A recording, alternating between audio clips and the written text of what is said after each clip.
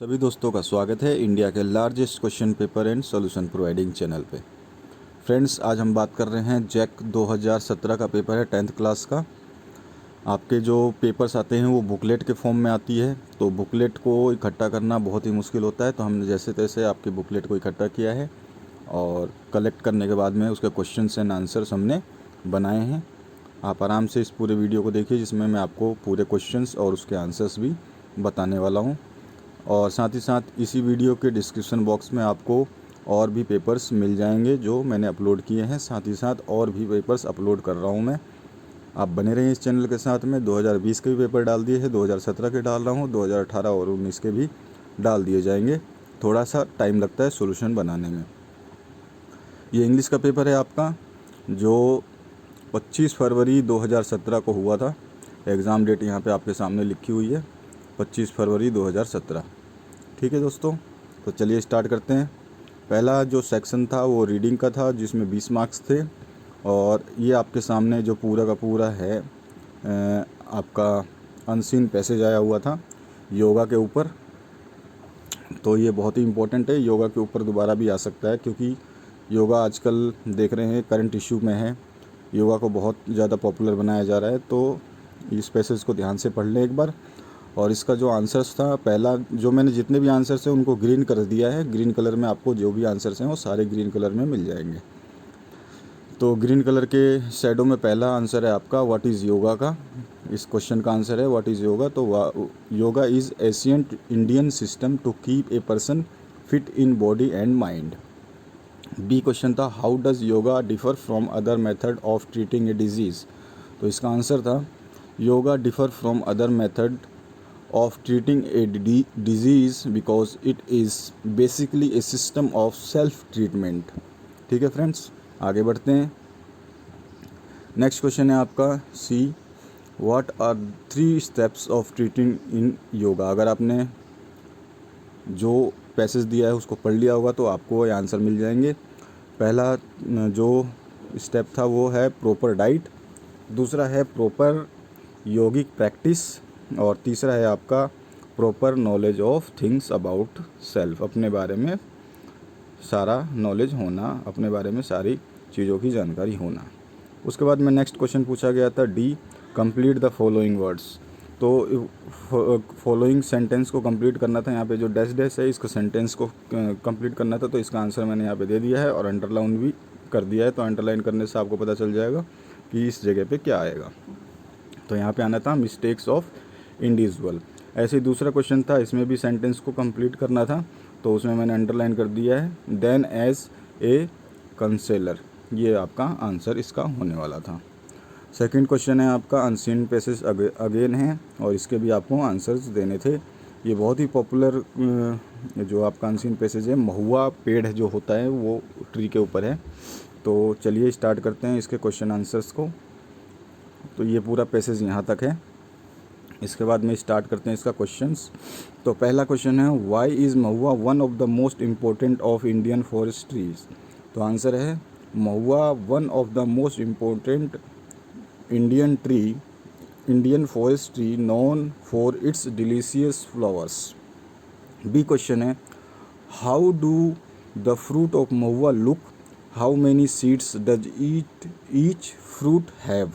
तो इसका आंसर था mahua fruit looks fleshy green berries, each fruit of mahua containing 1 to 4 shiny brown seeds. Next question था इसका C आपका, what is delicacy is made of flowers. तो sugar puddings and other sweets are made from the flowers. ये इसका answer होने वाला था। D question है आपका what is the other name of mahua. तो महुआ का अदर नेम बताना था, तो इसका बटर ट्री होता है। अब आगे आ जाइए नेक्स्ट क्वेश्चन पे। तो ई क्वेश्चन ने कंप्लीट करना था, जैसे आपका फर्स्ट पैसेज में था, तो इसको भी कंप्लीट करना था। तो इसके डैश स्थान पर आया था oil is extracted from the colonel's. और इसके बाद में दूसरे क्वेश्चन को भी कंप्लीट करना था आपको, तो इसमें आ जाता प्रेस्ड फिग्स। ये आपके आंसर होते हैं अगर आपने पैसेज को पढ़ लिया है तो। इसके बाद आ जाइए एफ क्वेश्चन था, इसमें बोला गया है कि आपके डिलीशियस और प्रोवाइड से मिला करके कोई भी सेंटेंस बनना था। तो मैंने अपनी मर्ज़ी से बना दिया mahua one of the most important of Indian forest tree known for its delicious flower. ये डिलीशियस का बना दिया और यहाँ पर दूसरे में बना दिया प्रोवाइड से। तो many restaurants are happy to provide free birthday cake. ठीक है, अब आज ये सेक्शन बी में राइटिंग का आ गया। ये राइटिंग सेक्शन से आपका तो राइट करना था आपको, write a letter to your younger brother describing him the importance of time. Importance of time बताना था, तो इसका पहले आपको अपना जो एड्रेस है वो जहाँ पे जिसको लिख रहे हैं उसका एड्रेस हो जाएगा मेन रोड रांची और जनवरी 2017 कुछ भी हमने डेट डाल दिया। उसके बाद डियर राहुल, क्योंकि इसमें आपको नाम नहीं दिया तो आप किसी का भी नाम लिख सकते थे।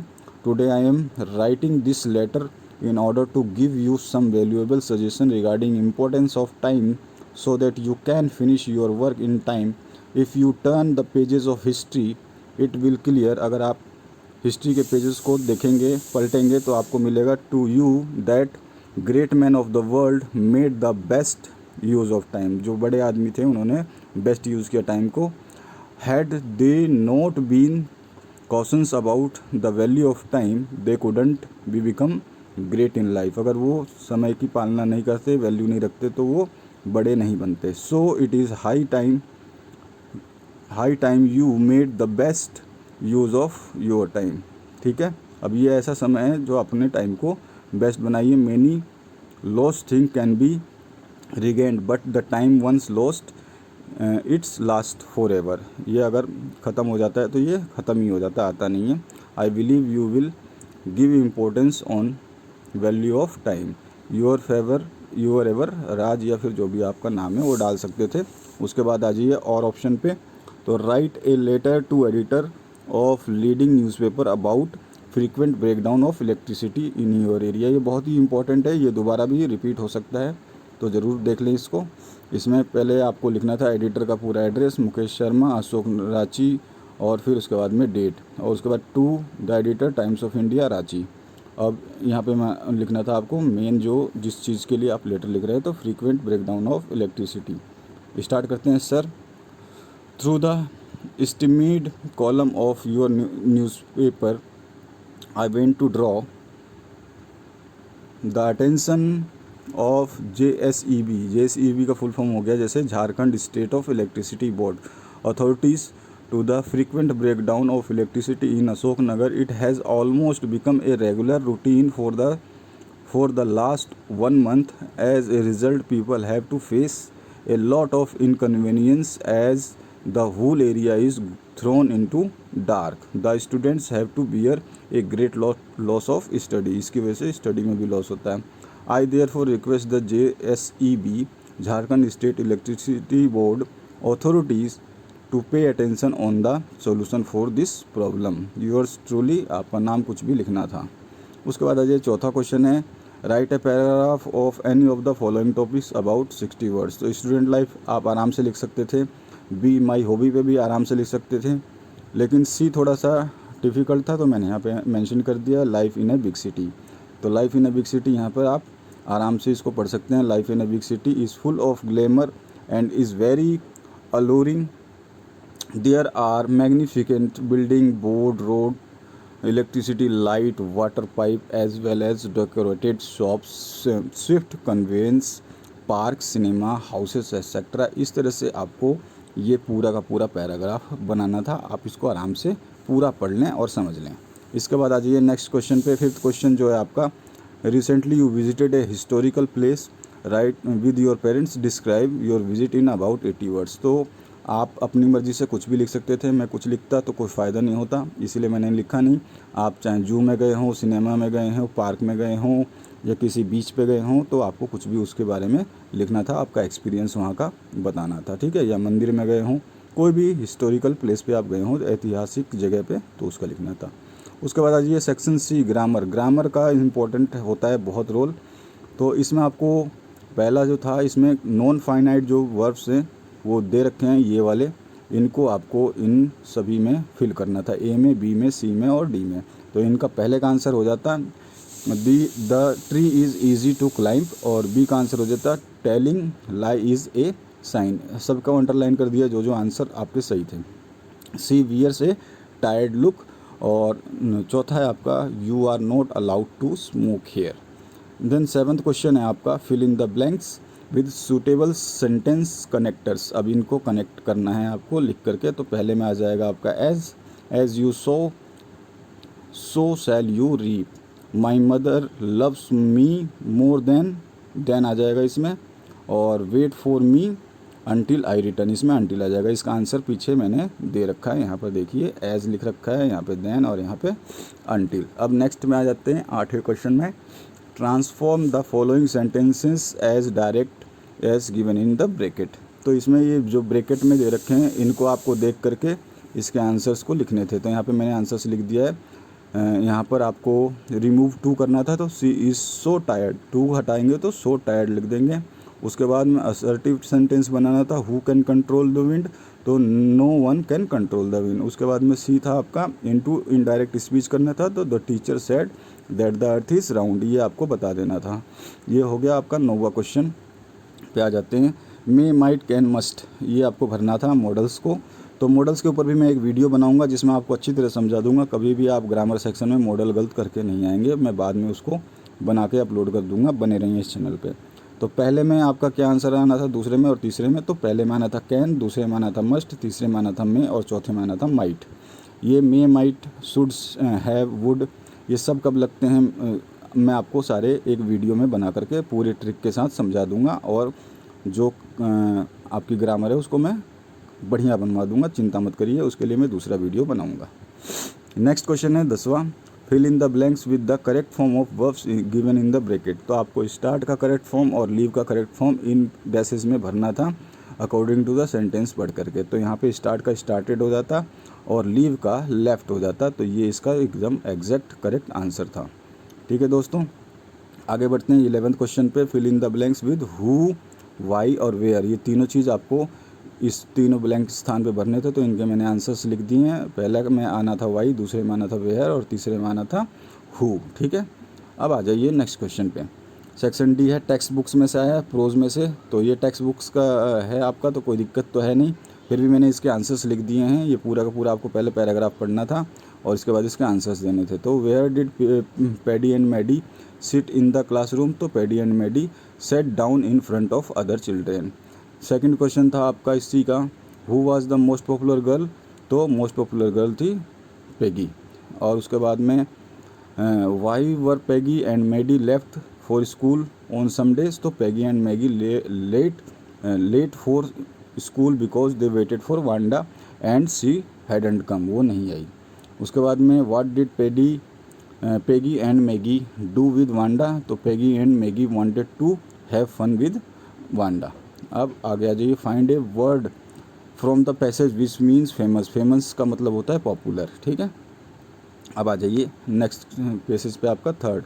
इसको भी आपको आपकी बुक से था, इनको पढ़ना था पूरा का पूरा और पढ़ करके ही आंसर देने थे। तो मैंने ए बी सी और डी और ई, ये देखिए आपके बुक से हैं, तो ये क्वेश्चंस वापस रिपीट हो सकते हैं, ध्यान रखेंगे। तो आप इन पैसेज को ध्यान से पढ़ें और इनके आंसर्स देने की कोशिश करें। साथ ही साथ मैंने यहाँ पे सभी के आंसर्स लिख दिए हैं, तो आप इनको पढ़ लें। ठीक है, अब लास्ट क्वेश्चन है आपका, इसमें जो ई क्वेश्चन है, find a word from the passage which means covered. Covered का मीन आपको पैसेज में से बताना था, तो इसका आंसर जो होना था वो हो जाना था ड्रैप्ड। ठीक है, ये इसका आंसर होना था। उसके बाद चौथे क्वेश्चन में आ जाइए, why does Anne want to keep a diary, what was the name of the diary. तो आपको ये बताना था पूरा, और उसके डायरी का नाम किटी था। ठीक है, आपके बुक से क्वेश्चन है, आप मैंने यहाँ पे आंसर दे दिया है, ऐसा कुछ नहीं है, आप पढ़ सकते हैं इसको। उसके बाद में और ऑप्शन भी था इसका, what is the origin of tea as given in the chapter. तो चैप्टर के हिसाब से आपको ओरिजिन बताना था, तो ये हमने उसके भी आंसर यहाँ पे लिख दिए। उसके बाद आ जाइए 15वें क्वेश्चन पे, why did Lencho write a letter to God. ये बार बार क्वेश्चन पूछा जाता है, बहुत इंपॉर्टेंट है। ठीक है, इसको आप हमेशा तैयार करें। तो इसमें भी मैंने सारे के सारे आपको जो है आंसर्स दे दिए हैं। अब आगे चलते हैं हम नेक्स्ट पेज पे। इसका और ऑप्शन में आ जाइए, where were the monthly accounts of the baker recorded.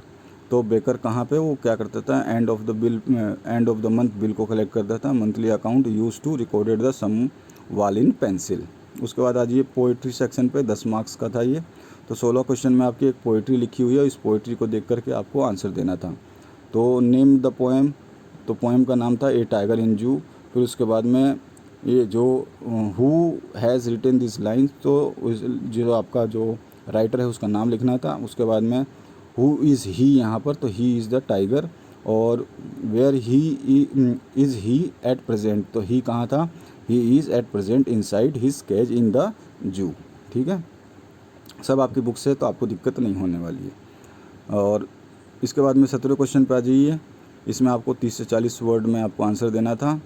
तो इस पहले question where did Belinda live, who else lived with her, तो ये आपको पूरा का पूरा आंसर यहाँ पे मैंने लिख दिया है। उसके बाद में बी क्वेश्चन था how does the fog come and what form it assumes, तो इसका भी मैंने बहुत ही जो आंसर हैं वो उनको बहुत ही मतलब मैंने सिंपलेस्ट लैंग्वेज में लिखा है ताकि आपको दिक्कत ना हो और आप ऐसे तैयार कर सकते हैं। आपकी बुक के क्वेश्चन है तो आपको पढ़ना चाहिए।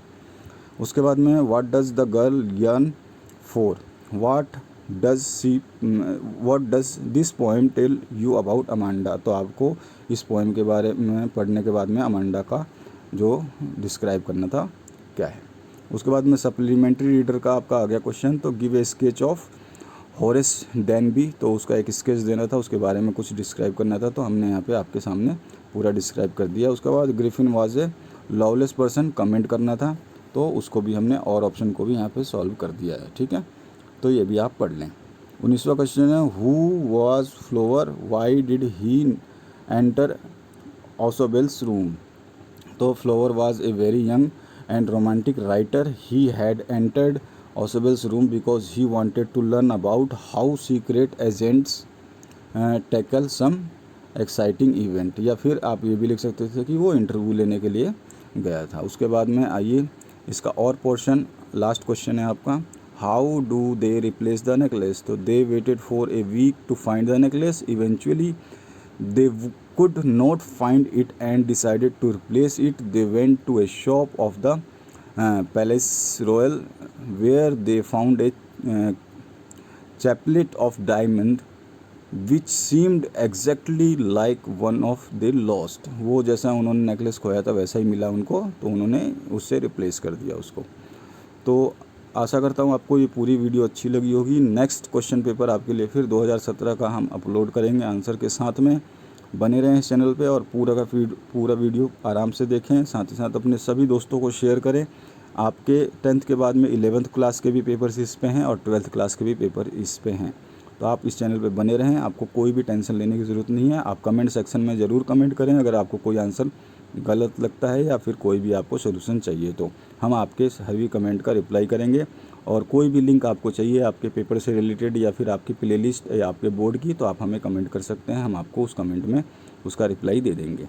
ये पूरा वीडियो देखने के लिए आपका बहुत बहुत धन्यवाद। बने रहें इस चैनल पे और आपके एग्ज़ाम्स के लिए बेस्ट ऑफ लक। जल्द से जल्द आपके मॉडल पेपर्स भी मैं अपलोड कर दूंगा ताकि आपको 2021 के एग्ज़ाम्स की तैयारी करने में मज़ा आ जाए। Thank you for watching this video.